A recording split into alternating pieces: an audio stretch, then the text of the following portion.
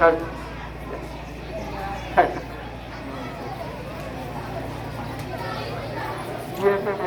महाराष्ट्रात हा म्हणून मी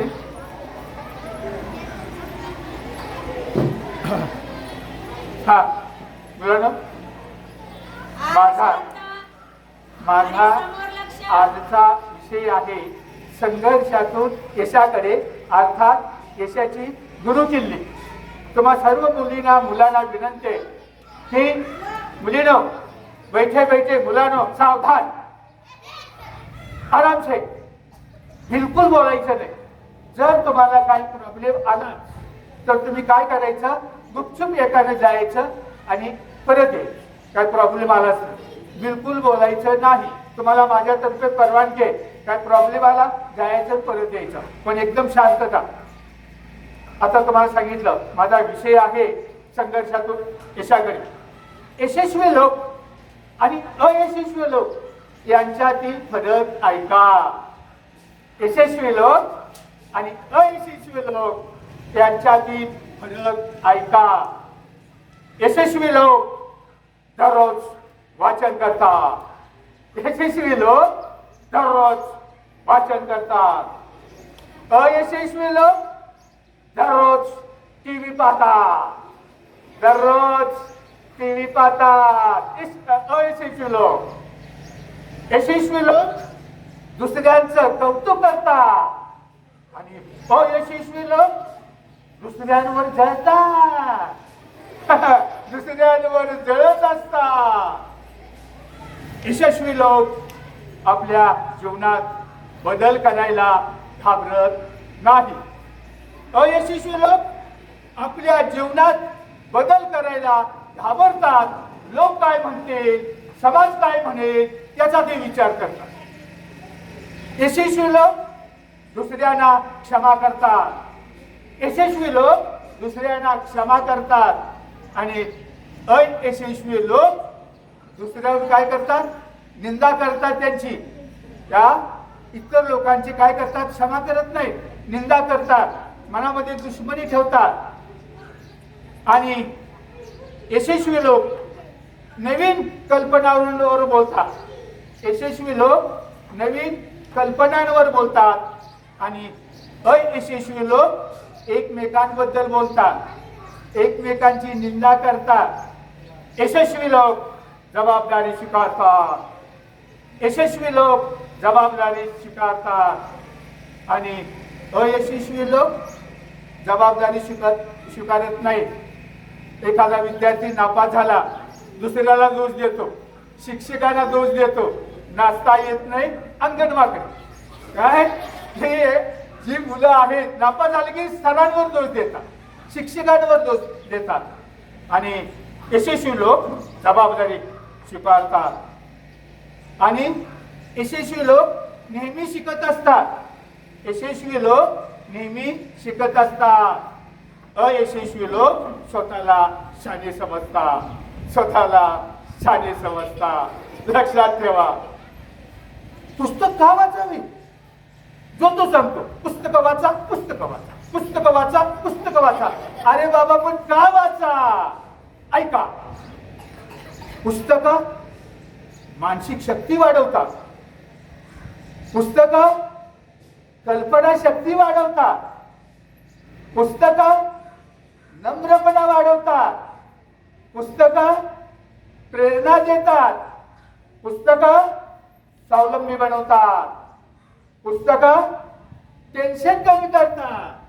ताण तणाव कमी करतात आणि पुस्तक निर्णायक विचारांवर मदत करतात. निर्णायक विचारांना मदत करतात. म्हणून पुस्तक वाचावी. क्रमिक पुस्तक पण वाचावी आणि अवांतर पुस्तकेही वाचावी. तुम्ही जीवनात निश्चित यशस्वी होणार. हा निसर्ग स्वतः होऊन कोणताच मार्ग स्वीकारत नाही. कोणताच मार्ग तयार करत नाही. लक्षात ठेवा. हा निसर्ग जो आहे ना कोणताच मार्ग आपल्याला तयार करून देत नाही. आपल्या जीवनात यशस्वी व्हायचं असेल तर संघर्ष करण्याची तयारी हवी. प्रयत्न करण्याची तयारी हवी. लक्षात ठेवा. जिद्द हवी. चिकाटी हवी. आत्मविश्वास हवा, इच्छाशक्ती हवी, आपण आपल्या जीवनात यशस्वी होणारच. संत ज्ञानेश्वर म्हणतात, प्रयत्न न करता संघर्ष न करता सहज मिळणारी वस्तू या भूतलावर अस्तित्वात नाही. मी सांगत नाही, संत ज्ञानेश्वर सांगतात, त्या पृथ्वी तलावर सहज मिळणारी वस्तू त्या भूतलावर अस्तित्वात नाही. अहो, इथे श्वासालाही किंमत मोजावी लागते. श्वासालाही किंमत मोजावी लागते. एक श्वास सोडल्याशिवाय दुसरा श्वास घेऊ शकत नाही. असेल हरी तर देईल खाटल्या वरी.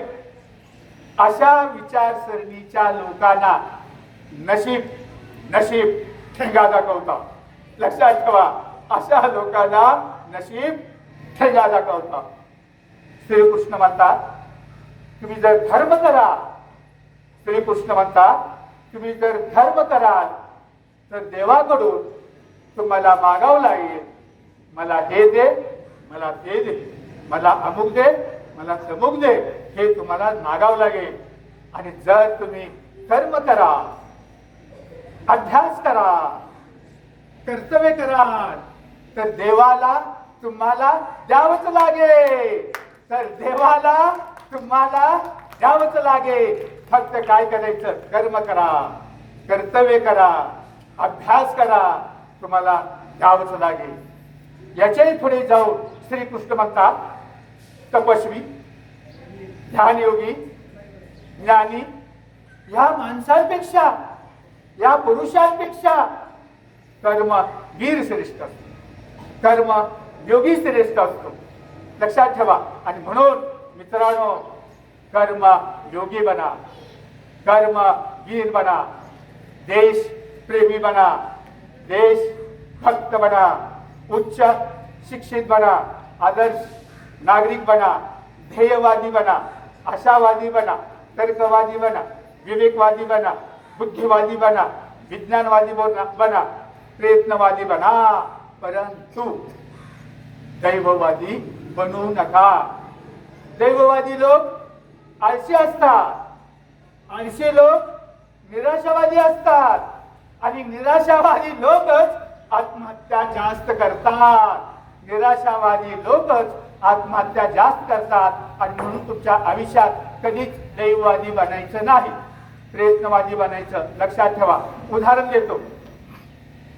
एका होडीमध्ये 10 दैववादी मुलं बसवली आणि दुसऱ्या होडीत 10 प्रयत्नवादी मुलं बसवली. आणि पहिल्या स्टार्टला दैववादी मुलांची होडी सुरू केली. नदी पार करायची असते, एका किनाऱ्यावरून पुढल्या किनारी जायचं असतं. दैववादी मुलांची होडी सुरू केली. त्या होडीतून खाली पाणी येतो, कारण मुद्दा त्या होडीला छिद्र पाडलेलं होतं, होल पाडलेलं होतं. एका मुलानं पाहिलं, आपल्या होडीत पाणी येत आहे हे पाहिलं, आणि मोठ्याने सर्वांना ओरडून सांगितलं, आपल्या होडीत पाणी येत आहे, आपल्या होडीत पाणी येत आहे. आता ती किती केलं तरी दैववादी. मग त्यांनी काय केलं? स्वतःचा जीव वाचवण्यासाठी, ह्या संकटातून मुक्त होण्यासाठी काय केलं? देवांची नावं घेऊ लागले. काही जण महापुरुषांची नावं घेत होते, काही जण देवांची नावं घेत होते. कोणी श्रीकृष्णाचं नाव घेतं, कोणी येशू ख्रिस्ताचं नाव घेतं, कोणी मोहम्मद पैगंबरांचं नाव घेतं, कोणी भगवान महावीरांचं नाव घेतं, कोणी गौतम बुद्धांचं नाव घेतं. कशासाठी? जीव वाचवण्यासाठी. काही उपयोग झाला नाही. ती होडी किनाऱ्यावर जाण्यापूर्वी पाण्यात बुडाली. ती 10 जण दैववादी मुलं मरण पावली. त्यांची प्रेत समुद्र किनारी 2-3 दिवसानं सापडली. बघा, ती मुलं दैववादी असून सर्व देवांची नाव घेतली, अल्लाचं नाव घेतलं, गॉडचं नाव घेतलं, येशू ख्रिस्ताचं नाव घेतलं, श्रीकृष्ण, सगळ्यांची नावं घेतली. पण देवानं त्यांचा जीव वाचवायला हवा होता, पण जीव काय वाचवला नाही, मरण पावले. कारण काय? कारण त्या 10 जणांनी स्वतःला वाचवण्यासाठी संघर्ष केला नाही, प्रयत्न केला नाही, हातपाय हलवले नाही, धडपड केली नाही, स्वतःला मदत केली नाही. स्वामी विवेकानंद म्हणतात, जो स्वतःला मदत करतो त्याला असं देव प्रसन्न होतो. जो स्वतःला मदत करतो त्यालाच ईश्वर मदत करतो. हे वाक्य माझं नाही, स्वामी विवेकानंदांचं आहे. ही पुस्तक लिहिली ना, ते सांगतात स्वामी विवेकानंद, जो प्रयत्न करत नाही, संघर्ष करत नाही, त्याला देव प्रसन्न होत नाही. अनुभव आला आता तुम्हाला. आता प्रयत्नवादी मुलांची होडी नंतर सुरू केली. प्रयत्नवादी मुलांची होडी दुसऱ्या किनारी जायचं असतं. त्या एका मुलानं पाहिलं होडीत पाणी शिरत आहे, मुद्दाम त्या होडीला पण खालून छिद्र पाडण्यानं होल पाडलेला होता. हातानं पाणी बघितलं, त्यानं ओरडून सर्वांना सांगितलं, आपल्या होडीत पाणी येत आहे. त्यात एक जाड्या मुलगा होता. मग तो जाड्या मुलगा काय म्हणतो, अरे मूर्खा, सांगतोस कशाला, त्या होलवर उताना झोप ना, त्या होलवर उताना झोप. सांगणाऱ्या मुलाला दुसऱ्या 2 मुलांनी उचललं, सांगणाऱ्या मुलाला दुसऱ्या 2 मुलांनी उचललं आणि त्या होलवर, त्या छिद्रावर उताना झोपवलं. आणि त्याच्या छाताडावर एक छोटा मुलगा बसला. नाव चिनाऱ्याला, नाव चिनाऱ्याला. 10 जणांचा जीव वाचला. बघा, त्या ईश्वराने, अल्लानं, गॉडनं, जेवढे देव आहेत जगात, त्या सर्वांनी दैववादी मुलांचा जीव वाचवला नाही.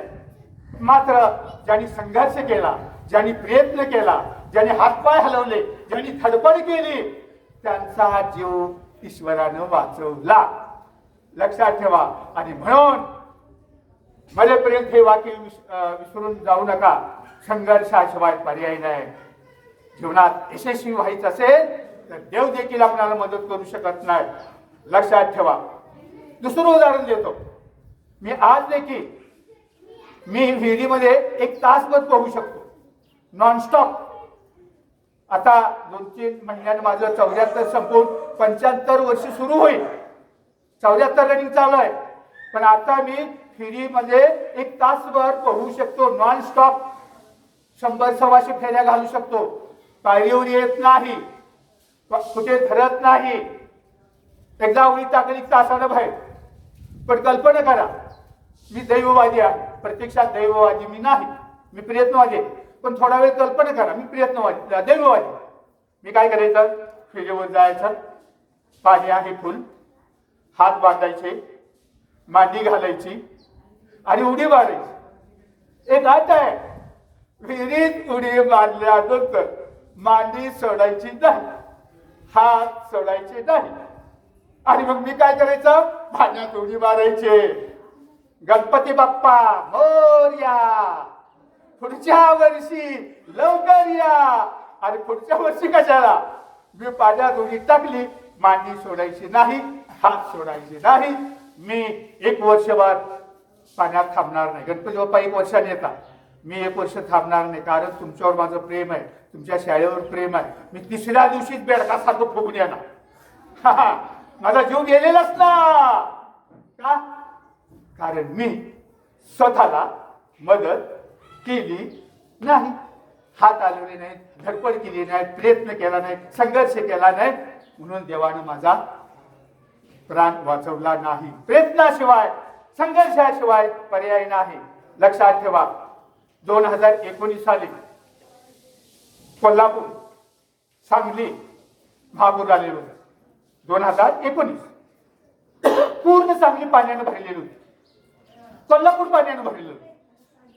सर्व लोकांनी संघर्ष केला, हातपाय हलवले, प्रयत्न केला. एवढंच काय, आपल्या दिल्लीवरून लष्कर आलं भारताचं कोल्हापूरला, सांगलीला. आणि कोल्हापूरकरांना, सांगलीकरांना काय केलं, त्याच्यातून वाचवलं लष्कराने. शेवटी माणूस माणसासाठी धावून आला. लक्षात ठेवा, एकही देव धावून आला नाही, अल्लाह आला नाही, गॉड आला नाही, ईश्वर आला नाही. कारण काय माहिती आहे, तेच त्या पाण्यात बुडालेले होते. कोल्हापूरला, सांगलीला देव पाण्यात बुडालेले होते. चर्च असो, मशीद असो, आपले ईश्वर असो, पाण्यात बुडालेले होते.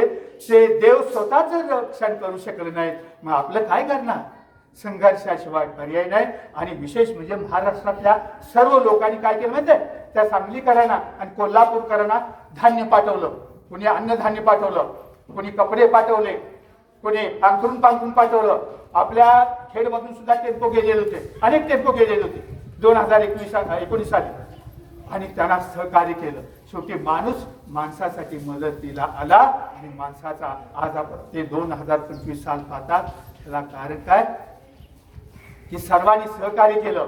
आता काल परवा कोरोना आला 2020 साली. 2020ला कोरोना आला. आपण आज 2025 साल पाहतोय. कुणामुळं? माणसामुळं. शास्त्रज्ञांनी कोरोनावर लस शोधून काढली. माणसाने कुठल्याही जगातल्या देवानं लस शोधून काढली नाही.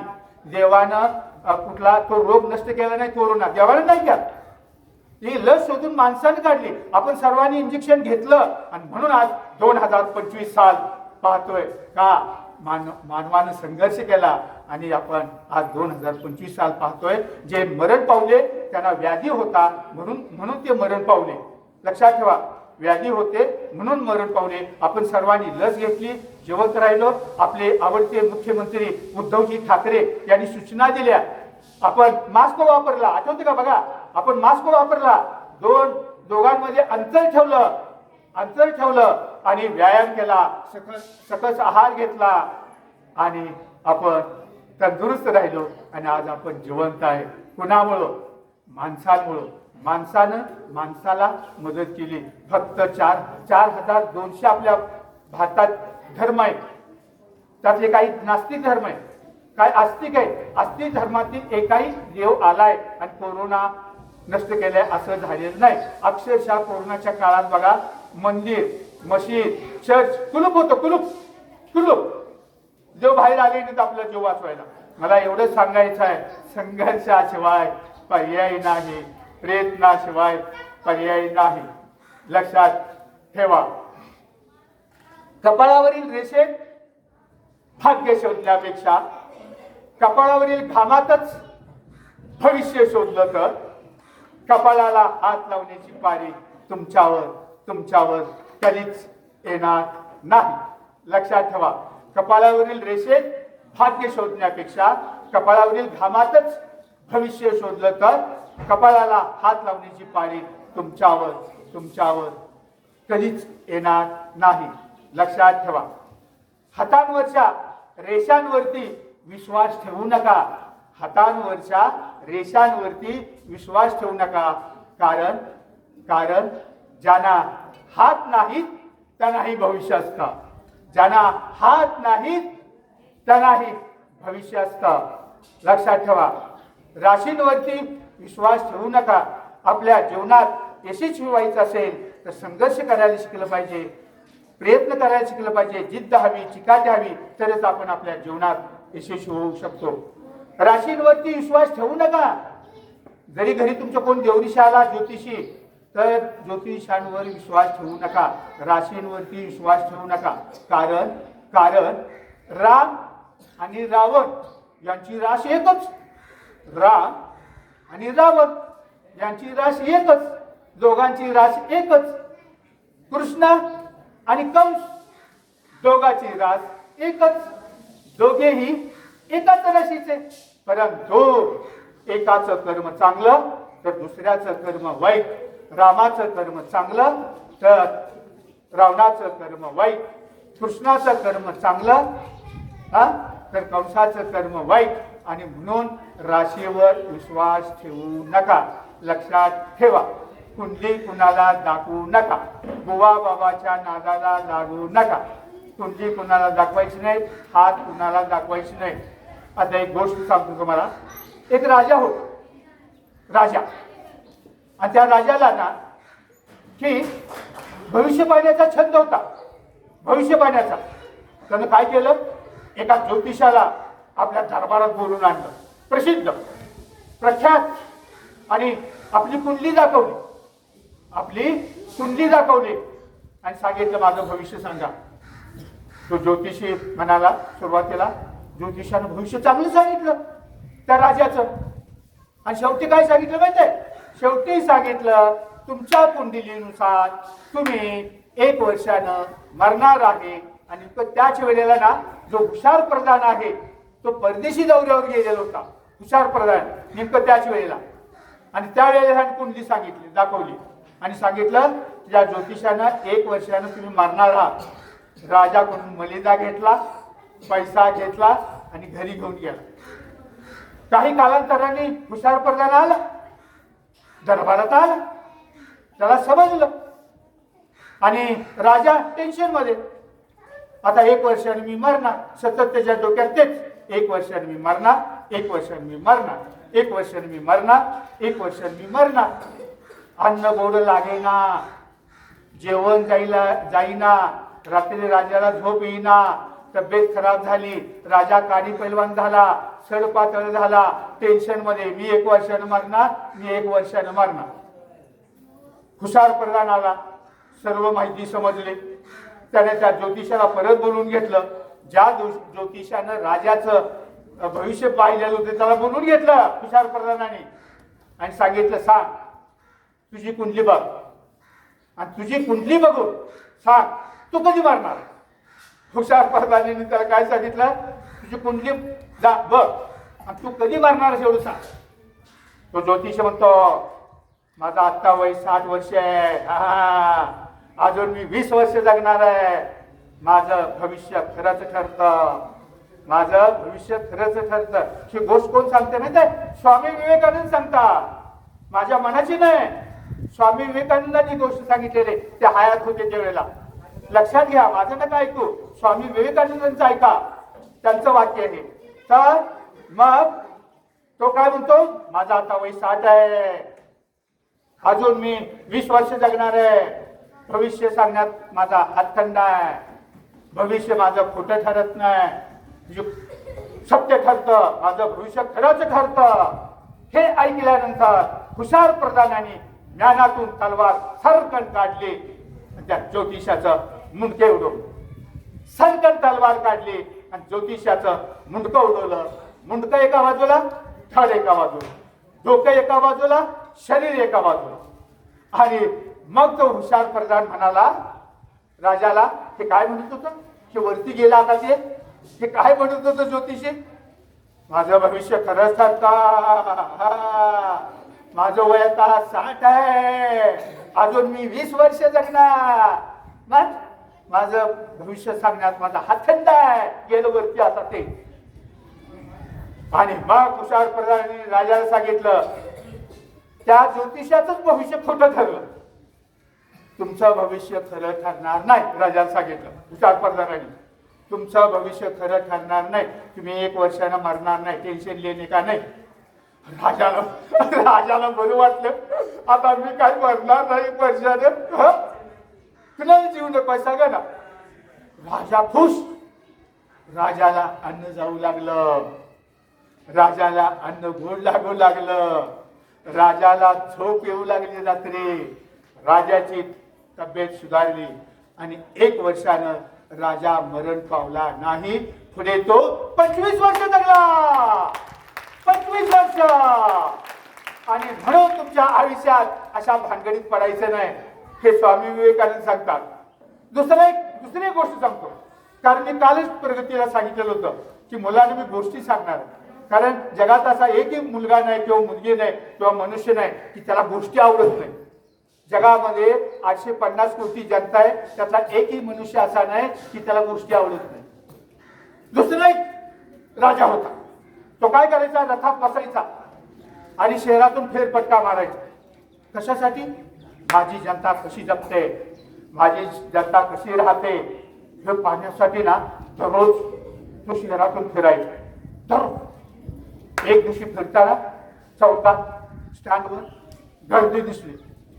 एक ज्योतिषी एका माणसाचं भविष्य पाहत आहे आणि तुमच्या माझ्यासारख्या लाईन लावल्या. कशासाठी?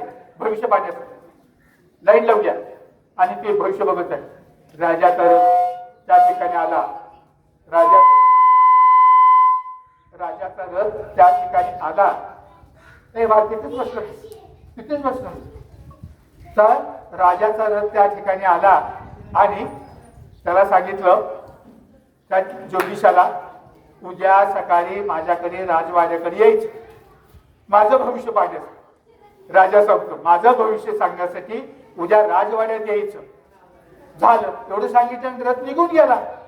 रथ निघून गेल्यानंतर तो ज्योतिषी खुश. आता राजाचं भविष्य बघायचं म्हटल्यावर काय, मलिदा, पैसा जबरदस्त मिळणार. मग राजाचं भविष्य बघणार आहे उद्या. बरोबर सकाळी 11 वाजता राजवाड्याकडे गेला. राजवाड्यासमोर जसं तुमच्या शाळेला गेट आहे तसं त्या शाळेला गेट होतं, त्या गावाला, त्या राजवाड्याला. त्या राजवाड्याला काय होतं, गेट होतं. तिथे आला पारेकरी जोड.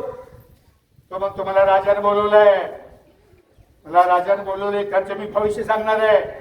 पारेकरी म्हणतात, तुम्ही येणार आहे याची आम्हाला कल्पना नाही, आम्हाला काय राजाने सांगितलेलं नाही, आम्ही तुम्हाला आत सोडणार नाही.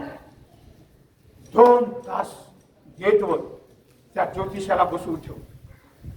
शेवटी ज्योतिषी विनवणी करू लागला, विनंती करू लागला, जावा कोणी ते दोघांपैकी एक आणि राजाला सांगा तो ज्योतिषी आलेला आहे, मला आत पाठवा, राजवाड्यात पाठवा, दरबारात पाठवा, मला राजाचं भविष्य सांगायचं आहे.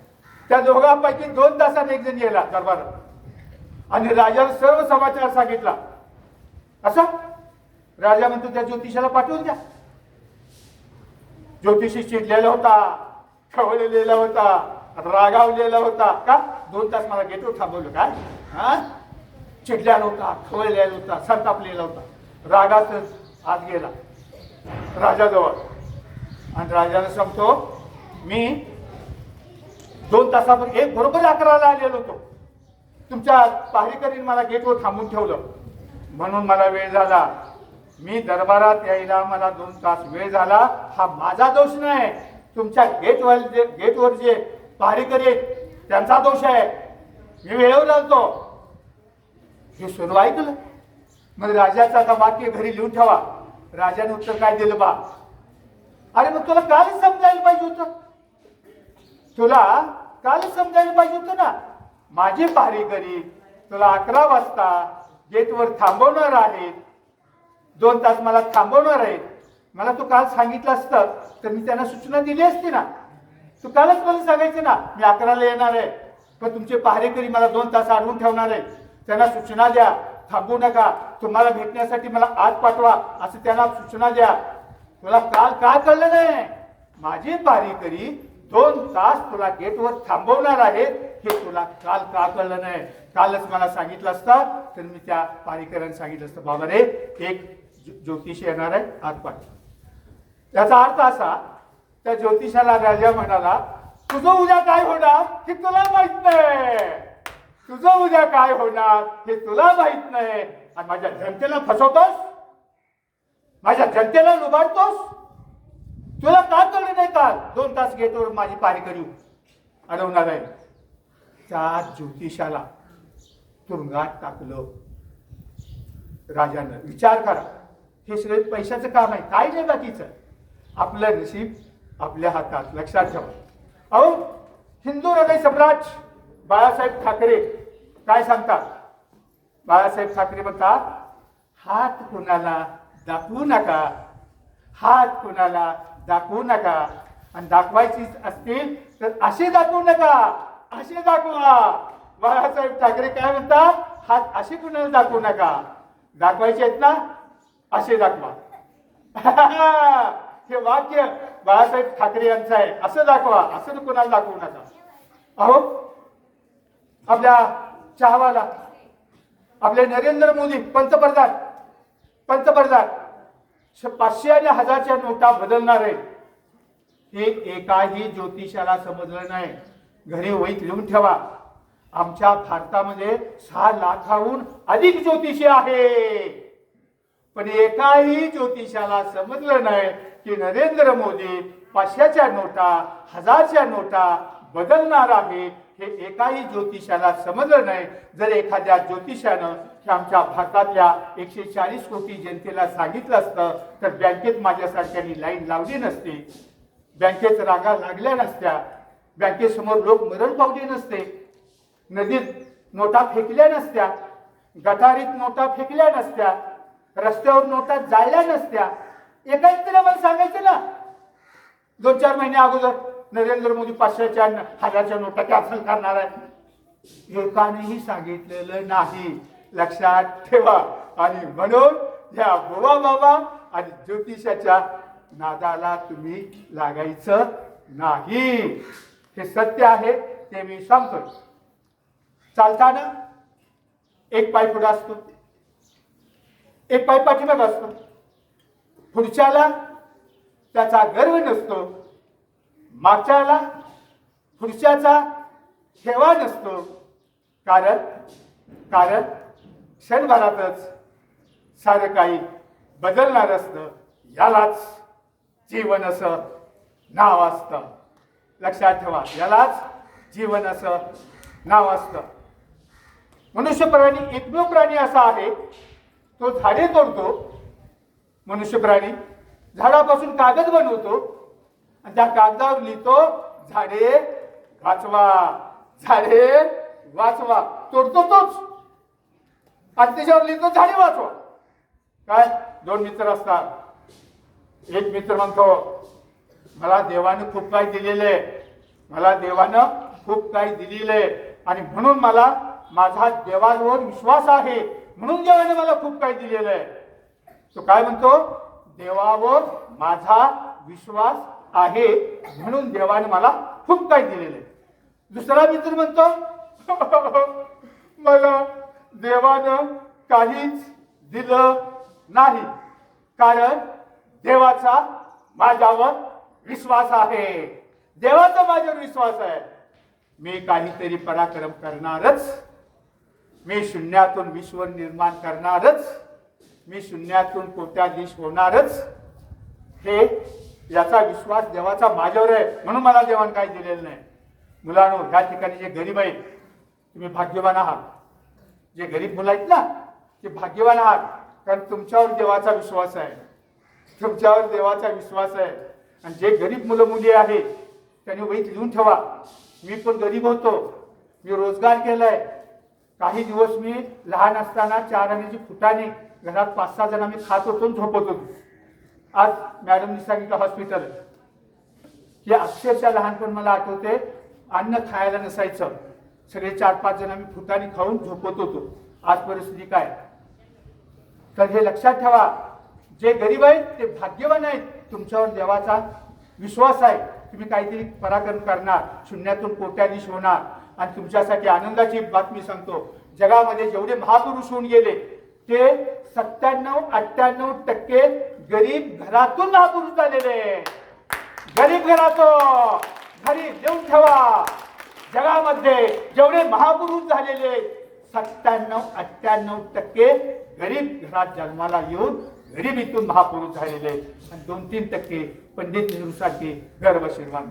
म्हणजे उद्या तुम्ही उद्याचे महापुरुष आहात. जोरशी तालिया. त्या ठिकाणी जे गरीब आहे ते उद्याचे महापुरुष आहात.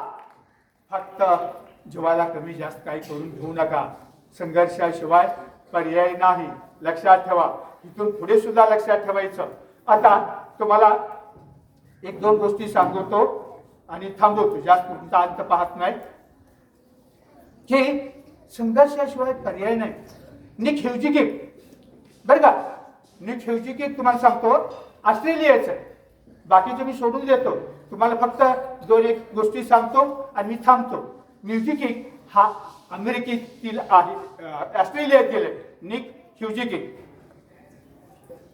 तो ना, बघा, निक ह्युजिकिकला जन्मताच हातपाय नव्हते. हातपाय नव्हते. निक ह्युजिकिकला हातपाय नव्हते. आई वडिलांना आलं टेन्शन, दुःखी झाले, आई वडील निराश, वैफल्यग्रस्त, जणू काय वीज अंगावर पडली असं त्यांना वाटलं. हातपाय त्या मुलाचे नाही.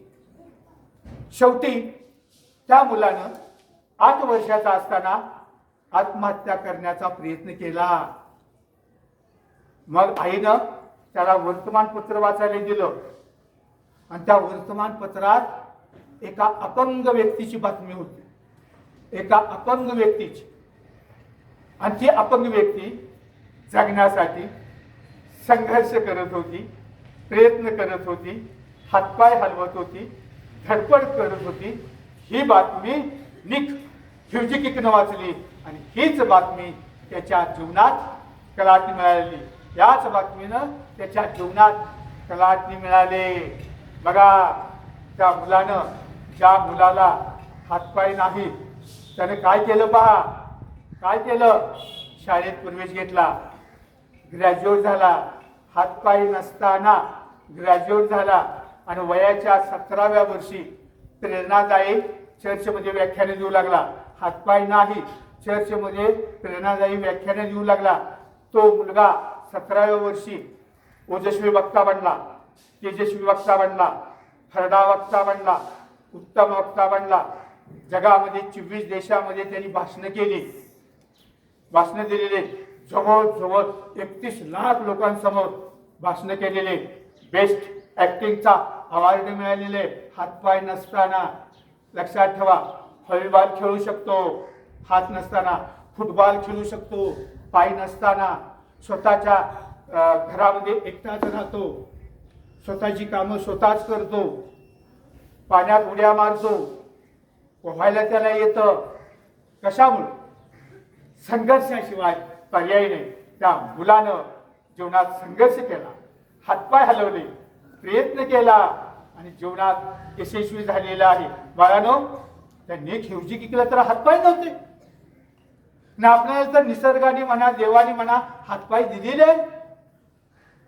आपण जर नकारात्मक फक्त विचार करू नका, तुम्ही नकारात्मक विचार करू नका. जे नकारात्मक विचार करतात त्यांच्यापासून दूर जा, जे सकारात्मक विचार करतात त्यांच्या जवळ जा, तेच तुम्हाला प्रोत्साहन देतील. आता ग्रीस मधला एक डेमॉन्स्ट्रेशन सांगतो त्याची गोष्ट, आणि ते तुमच्या फायद्याचं आहे. तुमच्या फायद्याचं आहे. बघा, डेमॉन्स्ट्रेशन ना ग्रीस मधला. लहानपणी तुम्ही आता लहान आहे, मोठेपणी तुम्हाला काय भाव वाटतं तुम्ही मनात ठरवले का? ठरवले? सांगा कोणी एक जणांनी. हा, सांग. क्या बात आहे, जोशीत आलिया, जोशीत आलिया. किती आहेस तू? हा, 5वी. हा, तर तुम्हाला चांदुर्लीला साळुंखे हॉस्पिटल माहिती आहे का? तो माझा मुलगा, त्याला मी 3रीला विचारलं. काय त्याला काय विचारलं 3रीला? तू मोठेपणी कोण होणार? तुम्ही सर्वांनी, कोणी कोणी ठरवलं नाही मोठेपणी काय व्हायचं? हात वर करा. अजून ठरवलेलं नाही, अजून कोणीच ठरवलं नाही. 1, अजून 2, 3, 4. ठरवा, आत्ताच ठरवा मोठेपणी. मग एक मुलगा चाललाय कॉलेजला, दुसरीकडे सायन्सला, चाल. मैत्रीण चालली तिकडे, चाल. आर्टला चालला. आर्टला आवाज ओळखा, फार फायद्याचं आहे. हे तुम्हाला असं कोण सांगत नाही. मी 3रीला त्या मुलाला विचारलं. त्या माझ्या मुलाचं नाव रोहन, जे आता हॉस्पिटल आहे, 50-60 कर्मचारी. त्या रोहनला 3री म्हणजे 7-8 वर्षाचा, 7-8 वर्षाचा. त्याला विचारलं की तू मोठेपणी कोण होणार? मी म्हटलं मास्तर झालो. मास्तर, तू कोण होणार? मी विचारलं कंडक्टर होणार का, ड्रायव्हर होणार का, किसी कापो होणार? तो म्हणतो किशी कापायला पण कोर्स लागतो. काय साधा आहे काय? म्हटलं एसटीत चढताना गर्दीतून खिसा कापायचा, मांडीला लागत नाही, पोटाला लागत नाही. घरी आल्यावर हात घातला, डायरेक्ट बाहेर 10,000 गेले. किंवा रेल्वे स्टेशनवर. मग काय करणार? मी एखादा पटाई चोर बघणार, त्याच्या अंडर त्याच्या हाताखाली तुला ठेवणार, त्याला सांगणार तूच पैसे घे, त्याला एक्सपर्ट कर. आणि एकदा तू एक्सपर्ट झाला, पटाईत झाला, चोऱ्या करायचा नसता. 3रीला बोललो. तो पटकन काय बोलला माहिती का? नाही पप्पा, मी डॉक्टर होणार. I I I I I, मी डॉक्टरचं नाव पण घेतलं नाही. तुमच्या फायद्याचं आहे, मी डॉक्टरचं नाव पण घेतलं नाही. मी कंडक्टर, ड्रायव्हर आणि किती कापू. तो म्हणतो डॉक्टर माझ्या अंगावर आला काटा, काही सवलत नाही किंवा ते गटोळं सिंगल सर्व्हिस मॅन, आता ह्याला पैसे कुठून द्यायचे? मला टेन्शन आलं. मी म्हटलं अरे त्याला गटोळं फार लागते. पप्पा तो म्हणतो तुमच्याकडे. त्याला म्हणलं इंग्लिश चांगलं लागते. तो म्हणतो माझ्याकडे. त्याला म्हणलं जीवशास्त्र चांगलं लागतो. तो म्हणतो माझ्याकडे. द्या वेळापत्रक. अरे बाबा ती वेळापत्रक राहू दे, तू का होणार डॉक्टर सांग. तर काय सांगितलं माहिती आहे?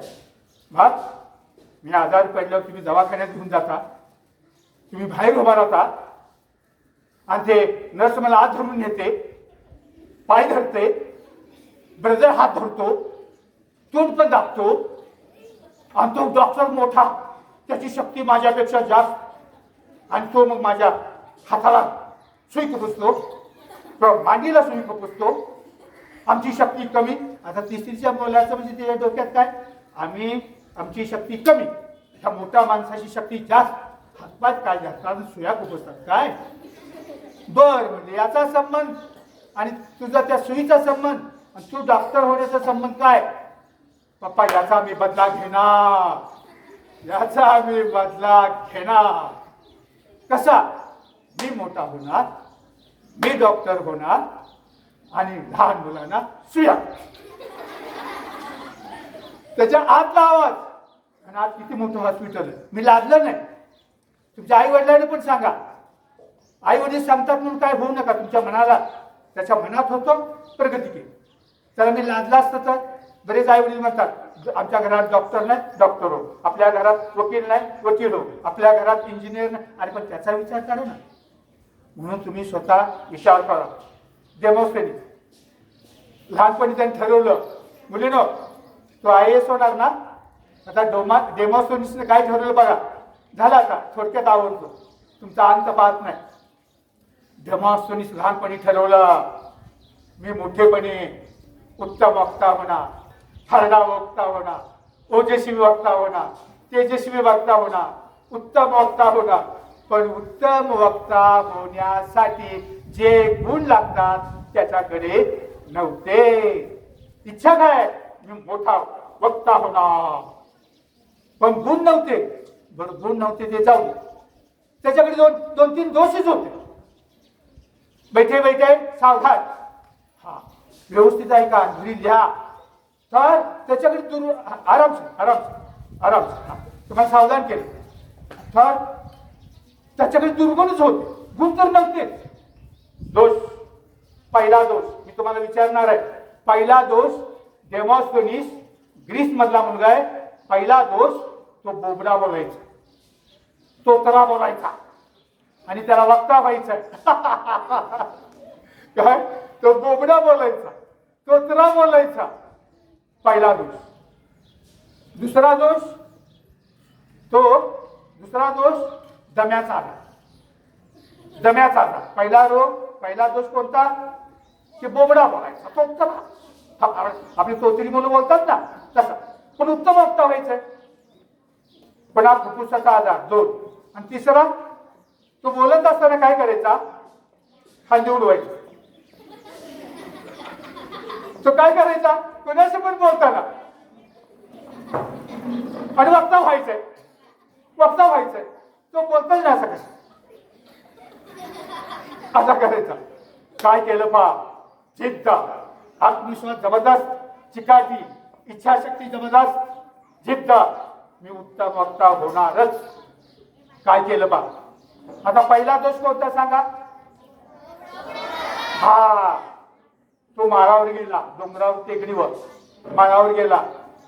त्या शाडूच्या गोट्या, काचेच्या नाही, शाडूच्या गोट्या घेतल्या, गाला ठेवल्या, दोन्ही गाला, आणि मोठमोठ्यानं ओरडायचं.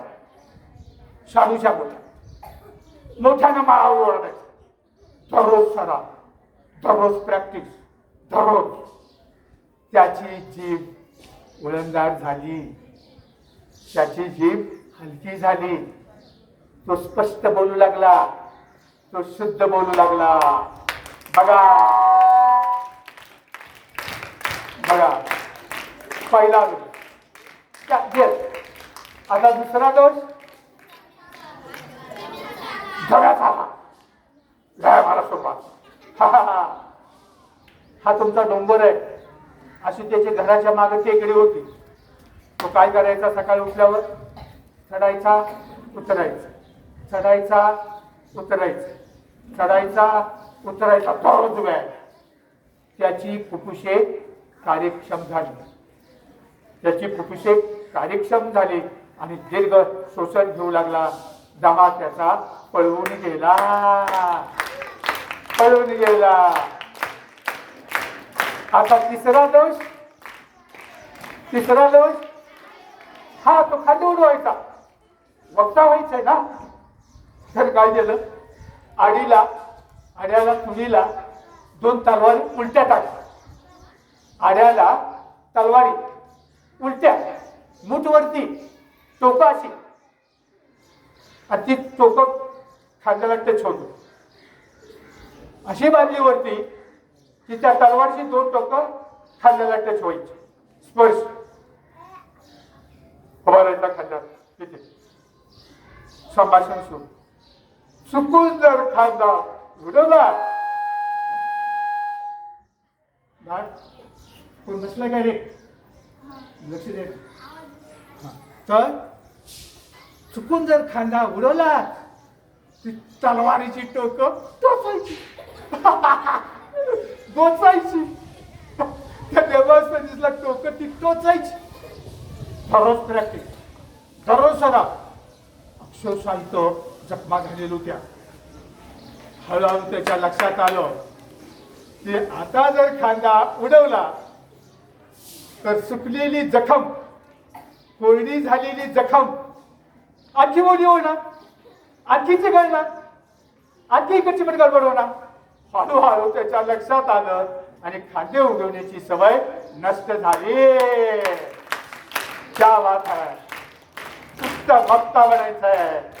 बघा पुन्हा काय केलं पहा मुलांनो, पुन्हा काय केलं. अनेक पुस्तकं वाचली. मगाशी तुम्हाला सांगितली ना, अवांतर पुस्तक वाचा. तुम्हाला इथे बोलायचं असेल ना, मटेरियल पाहिजे, तिथं मटेरियल पाहिजे. पुस्तकं, अनेक पुस्तकं त्या मुलांना वाचली.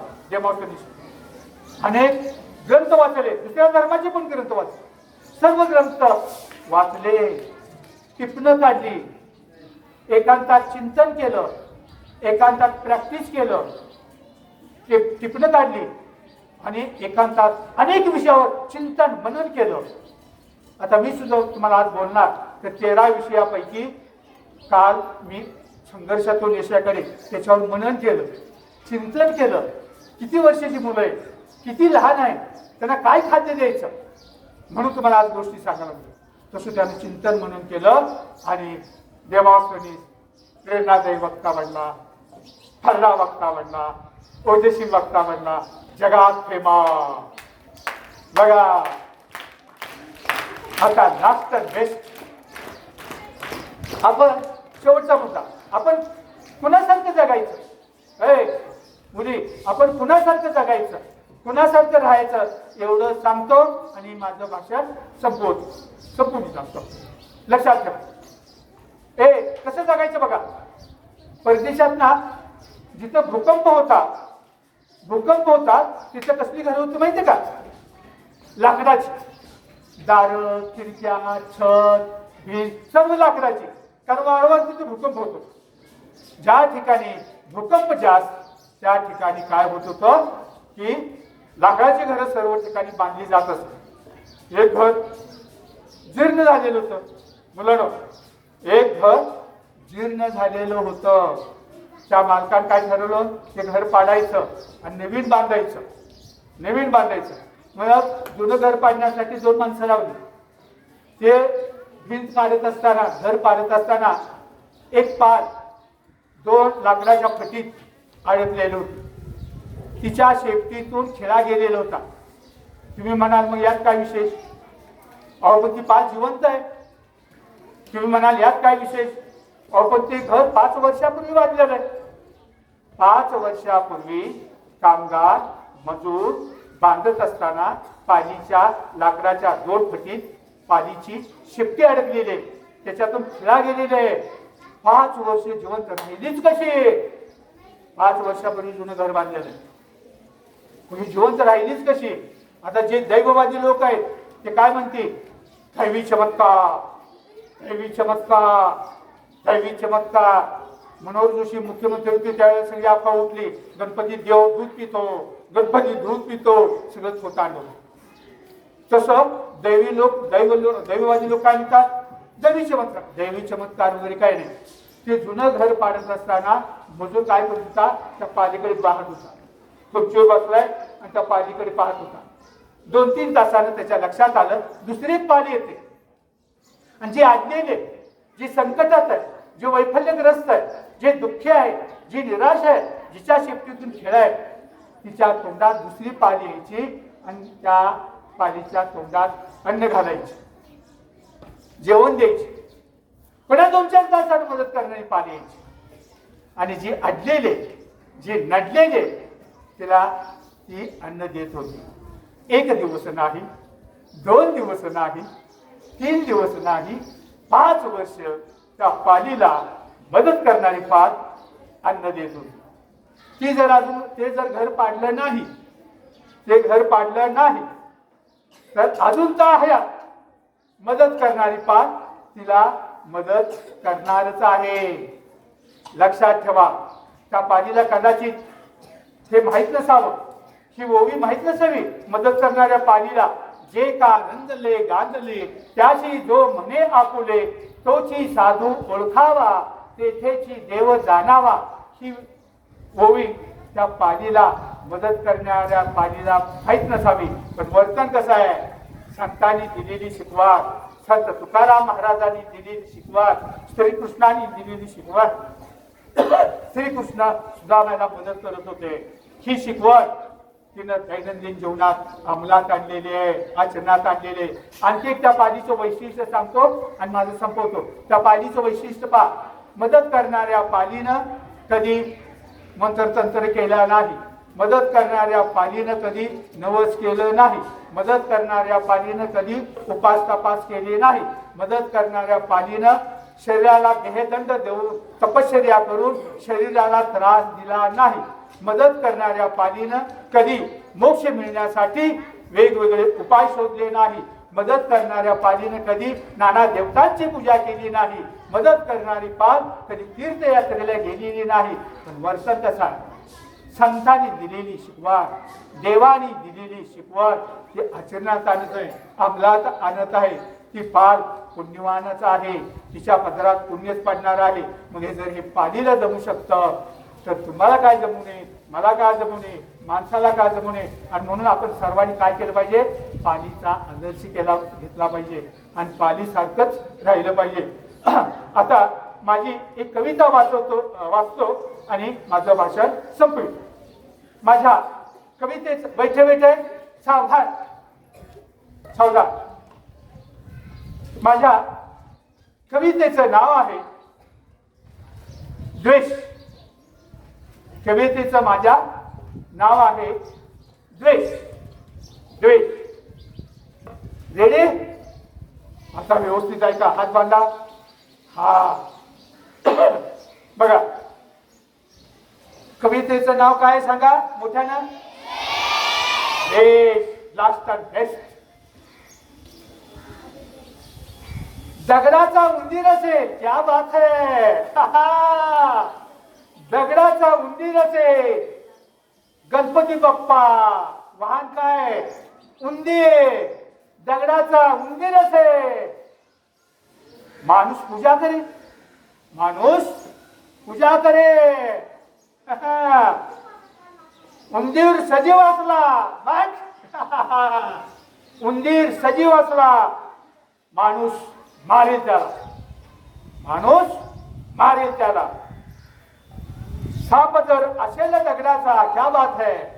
साप जर दगडाचा असेल, साप जर असेल दगडाचा, नागोबा, नागोबाचं मंदिर आपण म्हणतो तर सापच आहे, सापाचा प्रकार आहे. साप जर असेल दगडाचा, भक्त माणूस बनेल त्याचा, भक्त बनेल माणूस त्याचा. का? तो दगडाचा आहे ना, दगडाचा. भक्त बनेल माणूस त्याचा. साप जिवंत सापडला, क्या बात है. साप जिवंत सापडला, माणूस तयार मारायला, माणूस तयार मारायला.